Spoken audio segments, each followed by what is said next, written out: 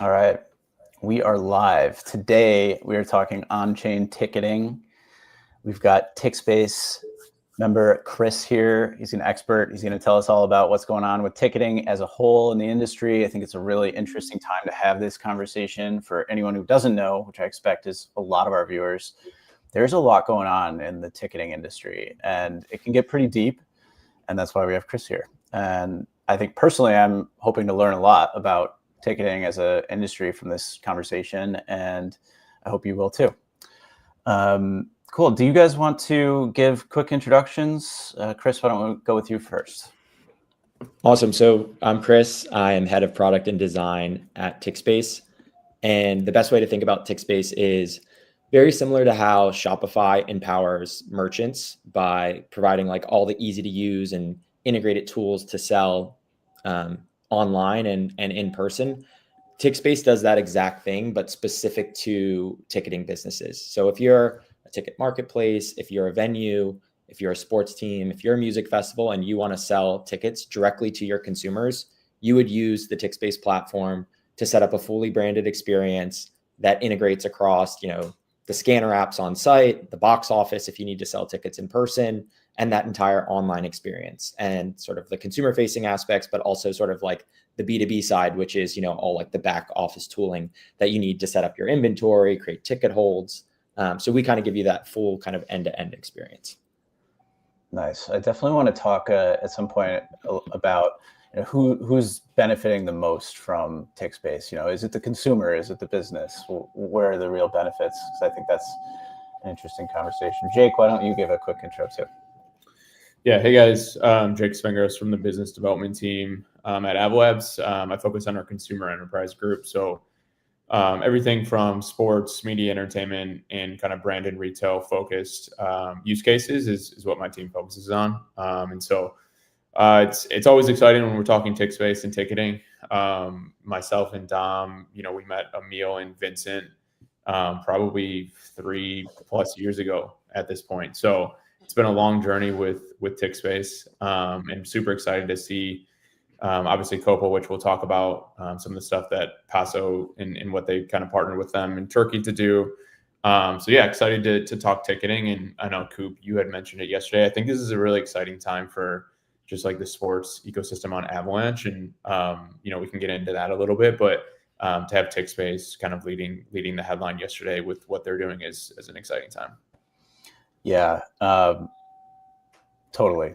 For my intro, I'm Coop. I'm a senior marketing manager here and working a lot with Jake these days. I feel like Jake in the sports and entertainment side is in a spot that gaming was in like a year ago for Avalanche, where you've had years of these deals being in conversation, maybe even like signed a couple of years ago, but it takes a long time for some of these things to really come to life. Like it's a startup, and I think we're really seeing that on sporting in Avalanche right now. And Tixbase is a great example.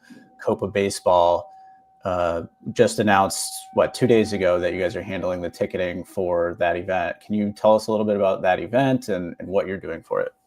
Yeah, totally. So in 2028, the Olympics are going to be in LA and they'll have baseball, which is super exciting. Last year, or I guess 4 years ago, they did not include it. So they're bringing it back. And as such, they need to have essentially like qualifying events leading up to it so that you can get like all the rankings figured out. And so the Copa América de Béisbol is more or less a 26 game tournament that will be including all the top 12 national teams from the Americas, from Canada down to Argentina. And they'll essentially be competing over the course of November for the championship. So it's going to be super exciting. There's going to be tons of fans, lots of games, and it's going to be a really, really great tournament. And most of it will take place in Panama at the Estadio Mariano Rivera, which is a new beautiful stadium that they just built. And then there'll also be some of the opening round games happening in Venezuela. Nice. Yeah. So Chris, for those who don't know, if I have it right, there's 26 games that are taking place in Panama that Tixbase is covering, right? That's correct. Yeah, so there's 26 in Panama and then 26, I think, in Venezuela. So there's 26 in Panama, and then there's like another additional 15 games taking place in Venezuela. So the opening round is like 15 games for Group A and 15 for Group B. We're ticketing Group B's opening round because that's happening in Panama. And then both Group A and Group B will come to Panama for the super round and the final round. And we're ticketing those as well. Yeah, that's awesome. Yeah, is the talking with Emil and kind of just looking at things, it looks like a beautiful stadium. Like I don't know. It's awesome. Mentioned it. Is this the first event that's taking place there? I know it's fairly new. They did one other event that was sort of like the inaugural opening event, but this will be like the first real set of events. It's a 10,000 person stadium. So it's going to be awesome. There's going to be a lot of fans. It's named after Mariano Rivera. Yeah, exactly. For those who don't know, I presume most people do if they're tuning into this one, but he's a legendary closer. Yeah, legendary closer for the Yankees. So got some New York ties there. Mm-hmm. Nice. And I think I saw it's like a 200,000 person expected turnout, something like that. Yeah, we'll see. There's 26 games. There's going to be a lot of fans obviously coming out for the Panama games. So each day, it's almost like the US Open where each day has like a morning session, an evening session, and a night session. So in any given day, there'll be 3 matches and people can come and they can buy single game tickets or they can buy a day pass. And then we're also selling things like country packages and tournament passes and things like that. So yeah, we're expecting to have a huge turnout. The stadium can hold up to 10,000 people. So yeah, I'm really excited about it. Yeah. And worth mentioning that all of this happens on your Avalanche L1. It's called Yep, Tixbase. that's right. Yep, that's correct. I'm going to be watching the stats for sure. It is all transparent. So you can obviously go onto the Ava scanner and check it out. Yeah, I love doing that. Chris, it would be interesting, I think, if you could talk through because when people hear these headlines of okay, this partnership happened and this is happening, I don't think people understand the amount of work that goes into this sort of deal, from the sourcing of the deal and kind of what you guys are working with on the Oak Tree side, to the logistics of the deal, to building the site, to the product side, to the markets. Would love for you to just give some color to the audience of what a deal like this kind of entails from your team side. That's a good question. And there's so many ways to think about it too. I mean, there's so much nuance in ticketing in general. I think that's just a very true statement. And what a music festival needs, like Exit Festival, versus what a 26 game tournament needs for baseball is completely different, right? There's so much nuance in just the product requirements alone. And then you even think about, we make our lives harder because we're really going at this from a global angle. And so even just some of the requirements that goes into doing things like PCI compliant payments in Panama, right? Stripe doesn't really offer any of their card reader and, Square and all the classic names that we may know about. They don't really offer those products in Panama. So for us to be able to offer on-site payments in a compliant way, there's a lot of technology integrations and even, some legal hoops to jump through. And so there's just so much there. And obviously the same is true with Paso and what kind of legal entities are involved and, what types of third-party technology partners you need to integrate with and et cetera. So there really is a lot that goes into it. We all love music festivals and sports and everything, but it really I think over the last year, one thing that's become glaringly clear is that at some point you almost have to focus on a vertical, because by trying to solve for everybody, you can't really solve for anybody. And so I think long tail, there's so much opportunity for us to service the event industry.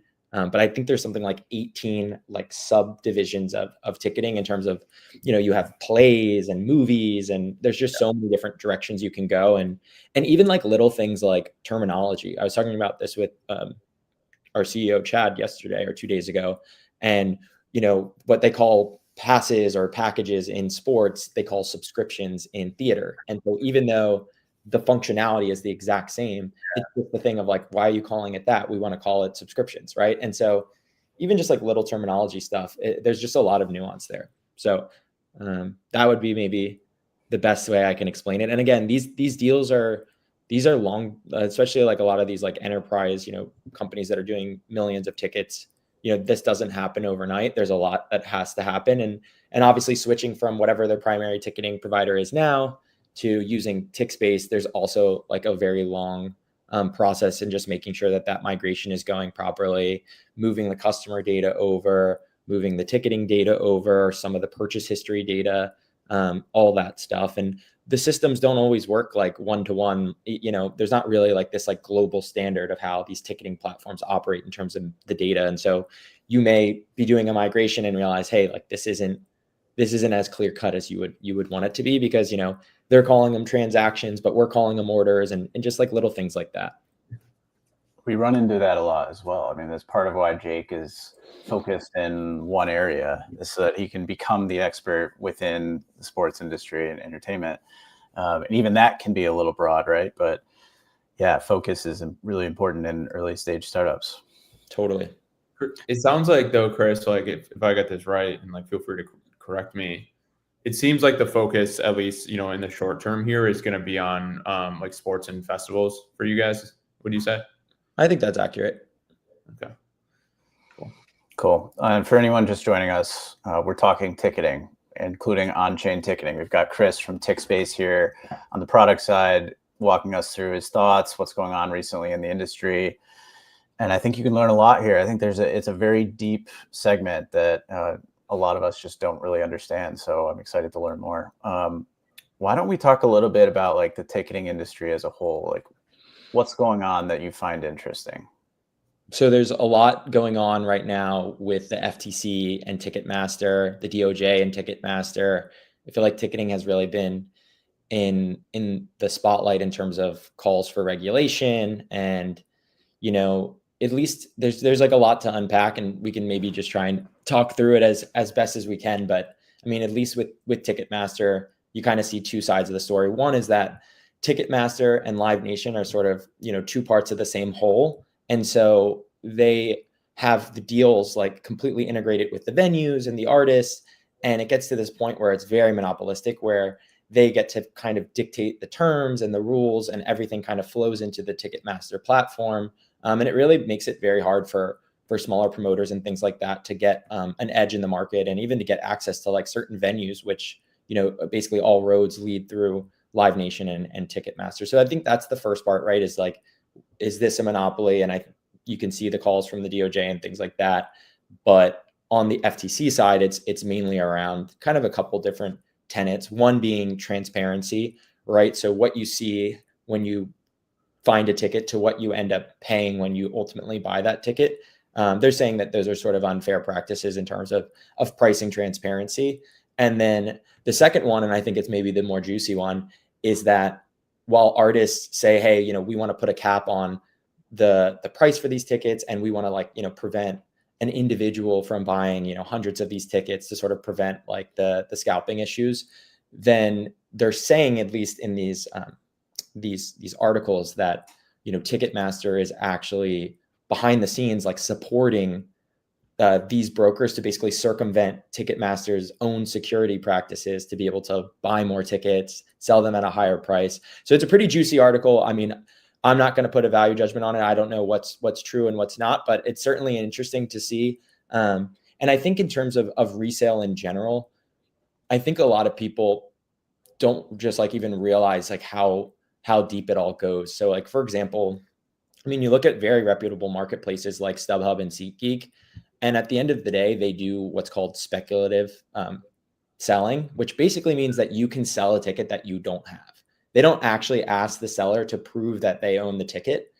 And what Ticketmaster does is that, they'll hold the barcodes until like the very last minute. And this is sort of the relationship that happens, is that, I could theoretically list a ticket on StubHub that I either have or don't have. And then I'm kind of waiting in the wings for Ticketmaster to release that barcode so that I can transfer the ticket.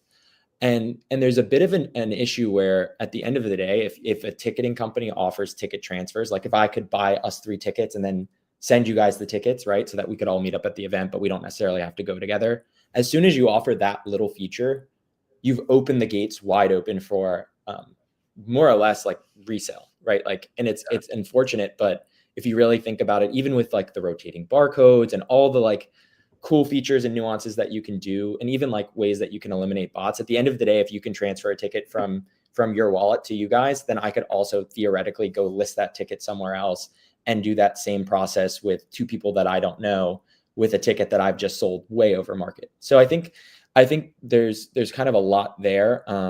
One sort of direction that I'm excited about, and I see the market headed in, is, well, twofold.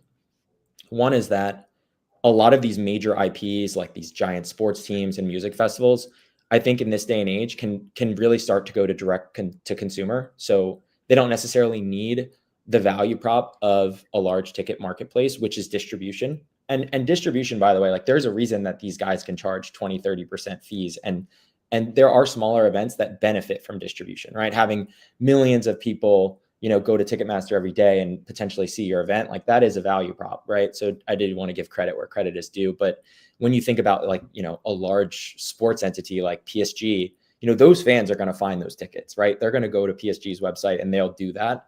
And so there's really like two things there, is when you have a large enough of a community and a big enough IP to be able to go direct to consumer, one, the fees are significantly less, right? You're going from 30% fees to 3% fees. And obviously that's beneficial for both sides because the consumer pays less, right? Because they see less of those fees. And, that doesn't eat into the margins of the ticket sales for these folks selling the tickets. And then the second piece is that there's so much more like first party data that you get access to when you go direct to consumer.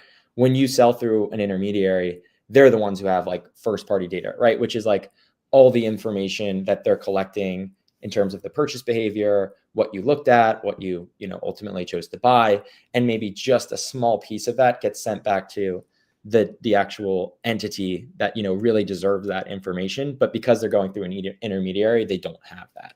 And kind of just building off of that is, if you can go and just also offer a resale market, and you see some football clubs who do this, where they'll offer the ability to kind of sell back your season tickets, right? You may have 80 games in a season and you're not going to go to all of those, but to be able to release those tickets back into the inventory and let those kind of sell back to the fans. I think that what you're seeing is that if you can integrate the resale into your own experience, that you can start to be more transparent. You can start to set the rules, put the price caps in. And sure, like, I think this is like one of the big things that we're seeing is that, like, at the end of the day, unless there's like some really stringent regulations, like people will find a way to scalp tickets on these other sort of third-party sites. And as long as they're letting sell tickets you don't have, set whatever prices you want, like that's kind of hard to control, but at least starting to change the consumer behavior of, yeah, you can go there, but what if we told you can also go directly to, your favorite sport team's website? You can buy the ticket. It's going to have cheaper fees. There's going to be some form of transparency. We're going to have rules in place so that you can't sell tickets that you don't have. You kind of start to build this pitch for like, hey, come over here. This is a better experience. And ultimately it's doing right by the venue or the sports team or the festival by giving them sort of the direct relationship. And there's just so much more that you can offer there when you can kind of bring it in-house. So I know that's a lot of tangents. I think there's just so much going on in the market in general. And there's so many different players and things like that, even when you consider some of the features that you can use to try and circumvent some of these things, there's just like so many powers that be that you have to kind of think about it from a more macro level. Yeah, there's a lot to touch on, a lot you just said there, Chris. But one thing I want to specifically highlight, because this is something that I resonate with and we see on the business side too, is just the first party data question that these teams are missing today. And it goes across like all IP, to your point, like it could be festivals, it could be teams, leagues, whatever. Like a lot of that data right now is siphoned from these third party providers that they're using. And I always go back to the story a few years ago when Spotify and Barcelona were working on a sponsorship deal, and Spotify came to them and was like, how much data do you have from your fans that we can tap into so we can value the deal of what this is going to look like? And I think the number was like between like 3 and 5%, which is insane when we're talking about one of the biggest IPs in the world. And so like a lot of the conversations we're having, and in my mind, a lot of where kind of progress you'll see on the technology side within the sports and entertainment industry is going to revolve around collecting that first party data. Once you have the first party data, that really creates a base of like what you can do with that data from a revenue perspective. There'll be new business models you can kind of start to spin up. There'll be new segmentations. You can look at new ways to leverage just a bunch of different things. And like, in my opinion, that's the baseline of where these organizations need to start with. And it starts with companies like Tixbase that are providing that. So I just wanted to add that first nugget in, but I don't know, Coop, if Chris touched on like 1,000 things there. So I don't know where you're going to go next. Well, I was just going to ask you, Chris, like you did mention a lot of things. Which of them is maybe most important to you, or at least a top thing that Tixbase is really solving for? And Onchain. I think kind of just giving the tools to go direct to consumer. And look, you even, Jake, like what you mentioned about the Spotify deal, it's like there's such little access today to some of this data from even some of the big players. It's like now even imagine if you go a little bit down towards like the mid-market of some of these like smaller festivals and sports teams, like what do you think they have, right? They probably have nothing. So I think for us, like we see a huge opportunity, and again, really just like giving people the tools to be able to do this. Like one impressive thing about all these ticket marketplaces is they have a lot of tech. Like underneath the hood, these marketplaces have a lot of tech to set up interactive seating charts and ticket holds and distribution and all those things. And so, if you look at the makeup of like, especially like a mid-sized music festival, they don't have like a roster of developers who are like working on mobile apps and cool websites and all this functionality. And so for us, I think there's a real big opportunity to just really focus on building. And I know I mentioned a lot of things, but I really think that by offering this platform for direct to consumer and offering this kind of toolkit of like, here's your mobile app, here's your online presence and website and your ticket sales, here's your scanner app, here's your box office, and allowing them to kind of go direct to consumer, here's your integrated resale. You can start to bring all of that in-house. And now you have maybe more benefits for both the consumer and the organization, right? The organization's now getting access to first-party data. They're paying less fees on the tickets. They're now also, able to facilitate resale in a way where now they're getting the upside of the actual resale in ways that they don't on these intermediary sites. And then for the fan, like they're getting verified resale.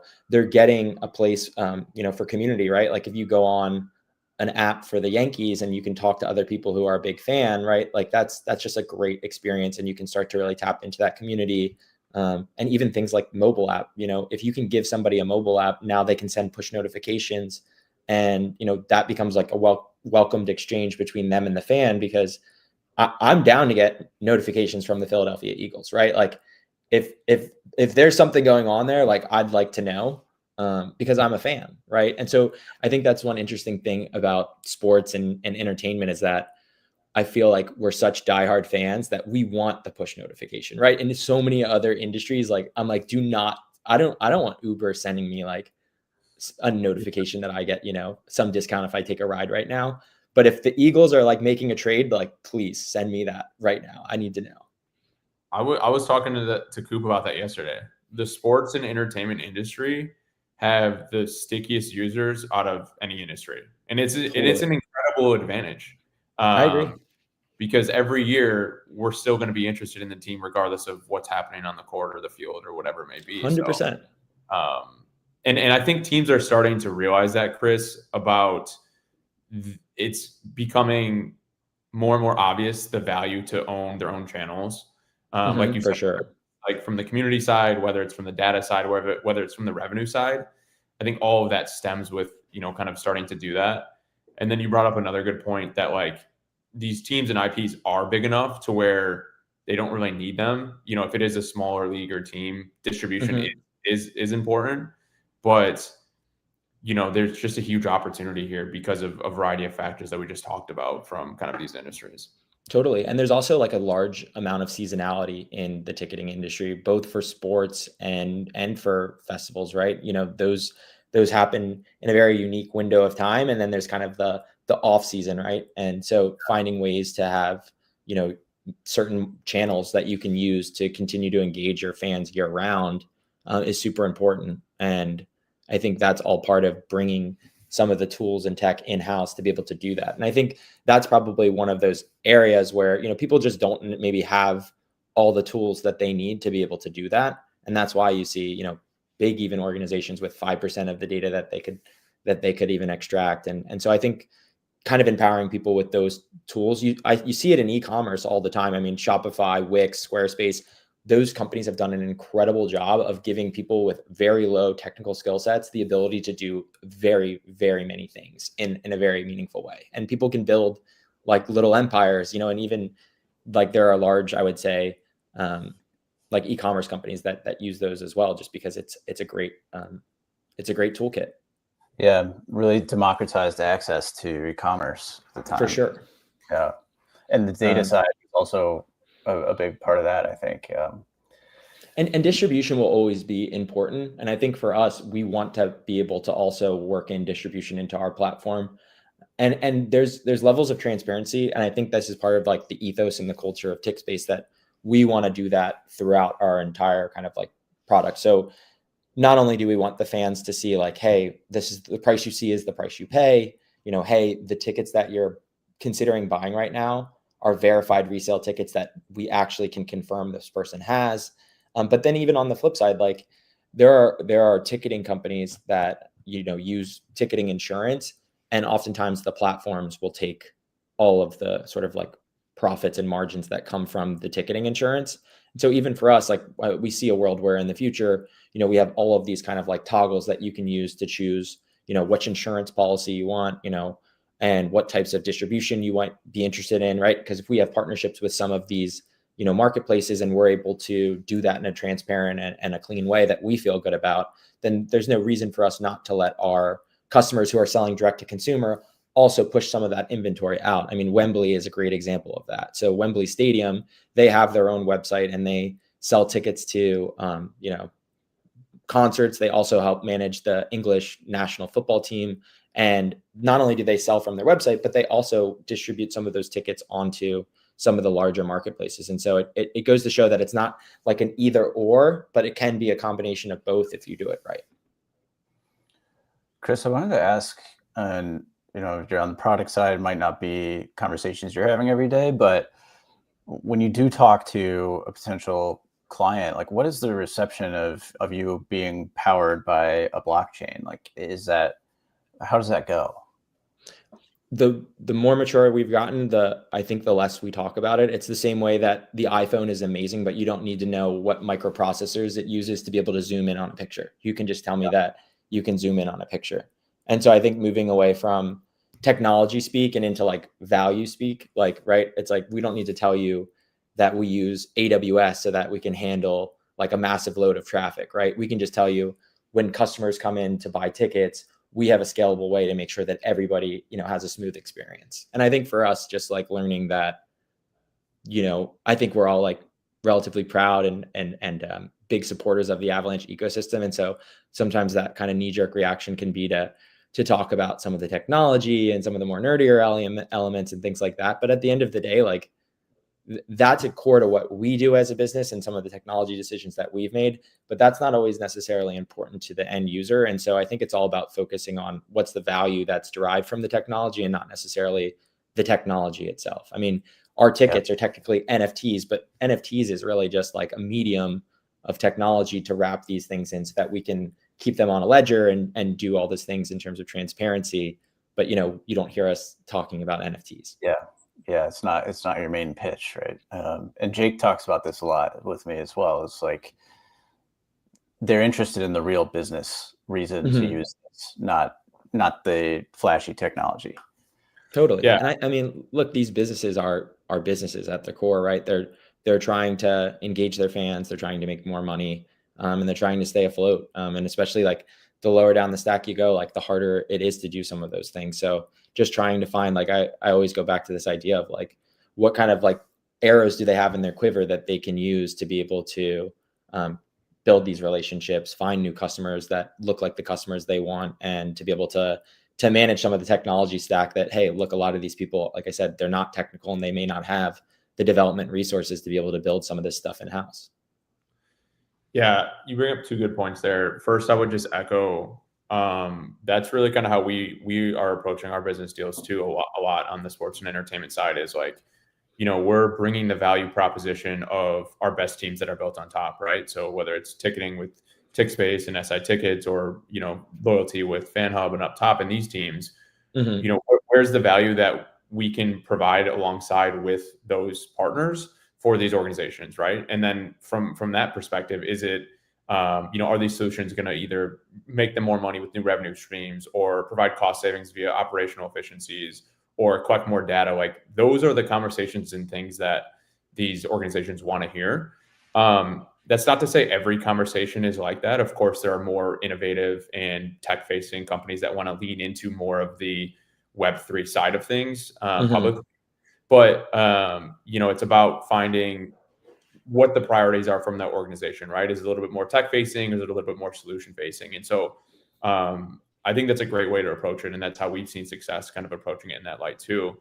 And then the second point I just want to bring up that you mentioned, Chris, is like, it's important to understand a lot of these organizations are super lean when we're talking about kind of the entertainment and the sports side, and they don't have big tech, kind of groups or innovation groups, right?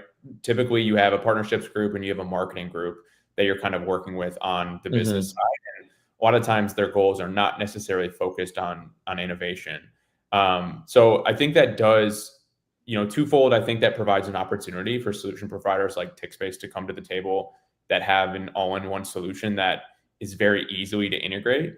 But then also on the flip side, I think, I wrote about, there's also, I think those industries are figuring out right now, how do they need to be adjusting the organizations to kind of capture the upside of this technology, right? It's like, do we need to be more innovation focused in terms of a group? Do we need to be less focused on static partnerships and more focused on new business models or ways we can work with these ticketing providers? So I think we're in a really interesting time right now in terms of kind of how these industries are thinking about these new technologies.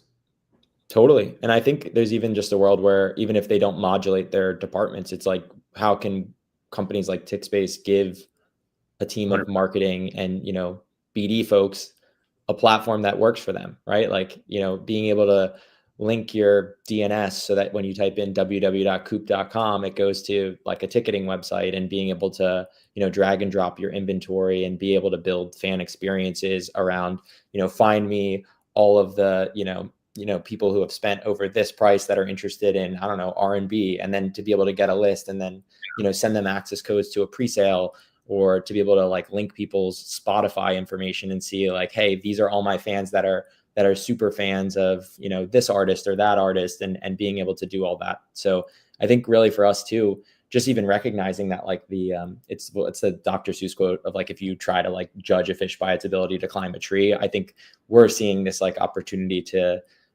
recognize that like, hey, a lot of these people, like for sure, Coachella has like, an awesome festival app, and they have like all of this, these resources and even development resources to be able to do that. But there's, for every one Coachella, there's 50 other music festivals that would love to have that type of tooling at their disposal. And so for us to say, hey, look, you don't need to go get a marketing agent or a development agency that's going to, year over year charge you the same price and innovate zero on it. But instead, we can give you the platform that you can go ahead and launch your own app. You can manage that.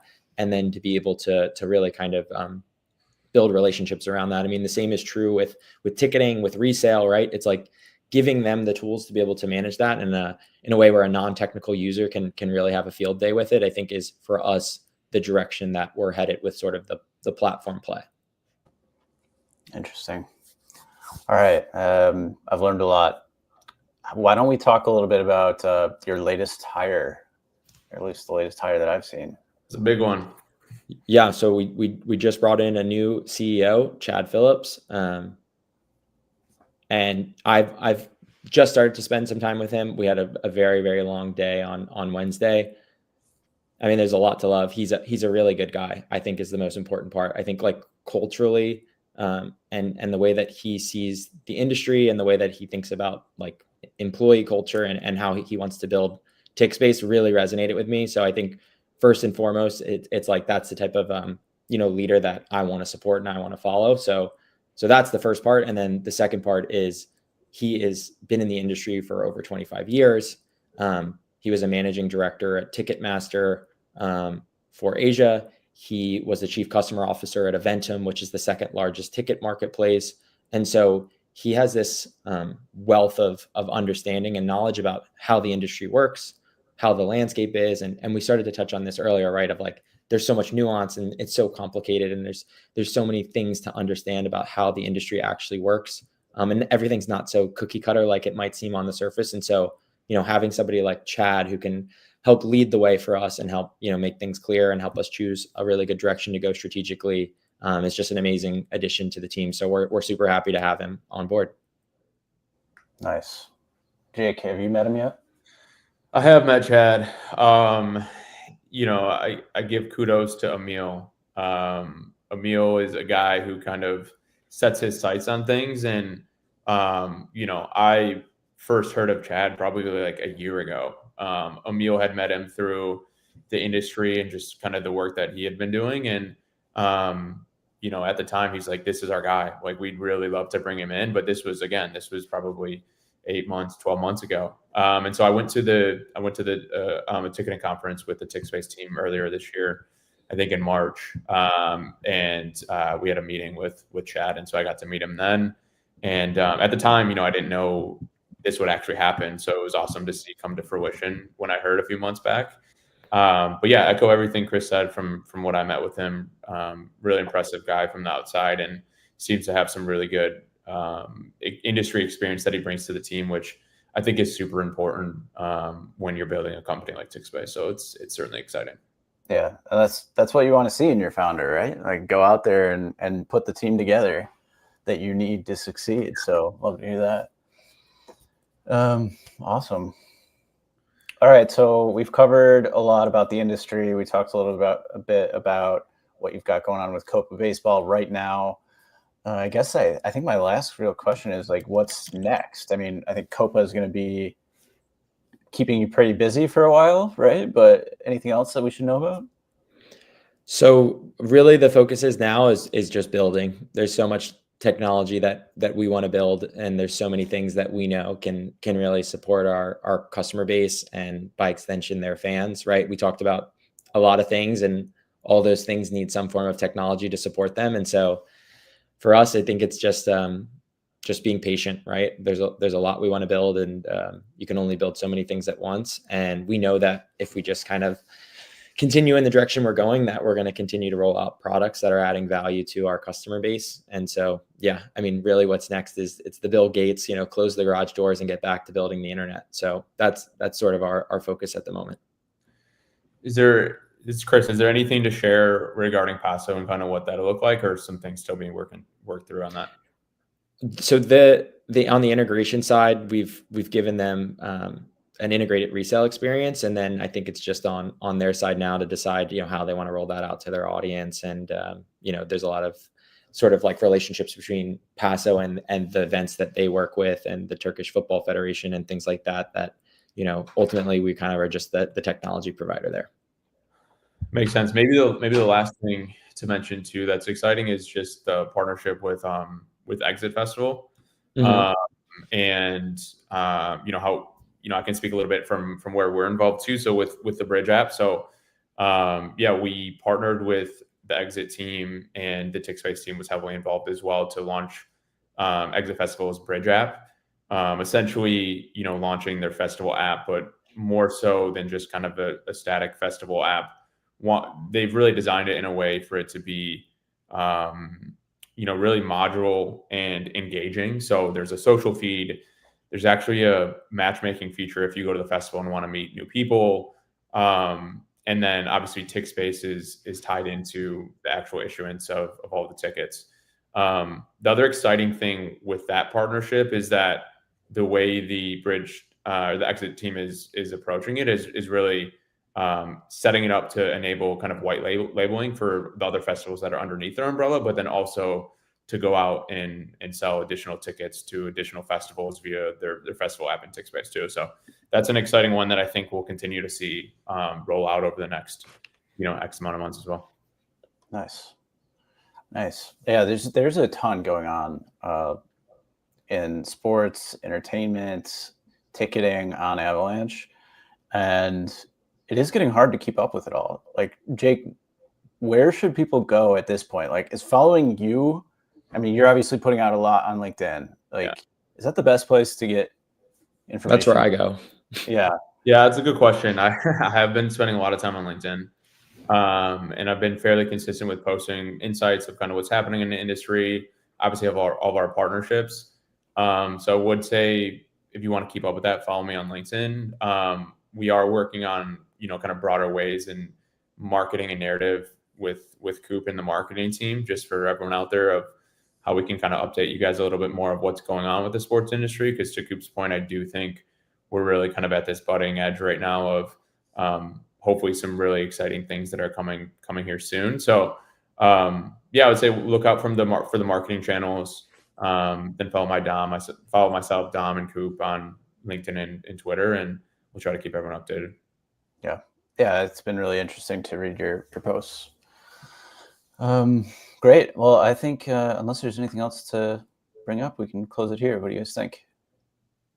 This feels like a good jumping off point. Definitely appreciated the time talking with you guys as well. It's always great to get to be talking with the Avalanche team. We've been longtime supporters. So yeah, it's great to see that we're kind of growing together in this. Of course. Yeah. Appreciate you coming on and helping educate us. I hope everyone here learned at least something about ticketing, on-chain ticketing, the sports business. I definitely enjoyed the conversation. So thanks again, guys. And we'll see you soon. Thanks, guys. Sounds good.